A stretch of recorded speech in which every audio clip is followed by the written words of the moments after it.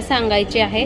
अशी जरी आपल्याकडे मस्त मंजुळा असलेली तुळस असली तर आपण जेव्हा तुपाला फोडणी देतो तेव्हा तुळशीची पानं वापरतो आणि तुळस घरात असल्यावर एक मस्त प्रसन्न असं वातावरण असतं, कारण तुळस ही प्युअर ऑक्सिजन देणारी वनस्पती म्हणून ओळखलं जातं आणि आपल्या हिंदू धर्मामध्ये तुळशीला अनन्यसाधारण महत्त्व आहे।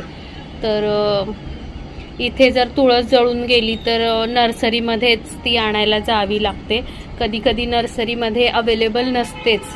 तर म्हणून मी ऑप्शन म्हणून काय करते, तर याच्या ज्या मंजुळा येतात त्या तोडून त्याची मी रोपं तयार करत असते आणि किंवा त्याच कुंडीत मंजुळा टाकून ठेवते आणि मग ही तुळस जर जळून गेली तर दुसरी त्याच्यामध्ये तयार झालेली असते। तर हा एक बहुमूल्य असा सल्ला आहे।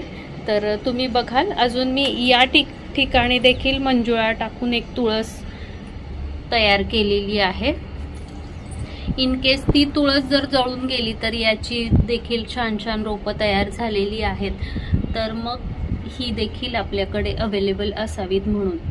तर नर्सरीमध्ये जाऊन आणणं म्हणजे एक खूप मोठं काम आहे, त्याच्यापेक्षा मग हा देखील खूप छान ऑप्शन आहे की कधी कधी काय होतं, माती चिकट होते तुळशीतली आणि कधी ऊन भेटत नाही, कधी गावाला गेलं तर पाणी भेटत नाही, अशा वेळेस मग तुळस जळून जाण्याचं प्रमाण वाढतं किंवा पॉझिटिव्ह निगेटिव्ह एनर्जीमुळे देखील, ज्या निगेटिव्ह एनर्जीज असतात त्यामुळे देखील तुळस जळून जाते।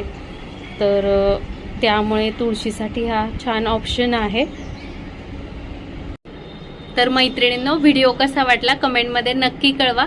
तर चला भेटूया एका परत नवीन व्हिडिओसह। नमस्ते।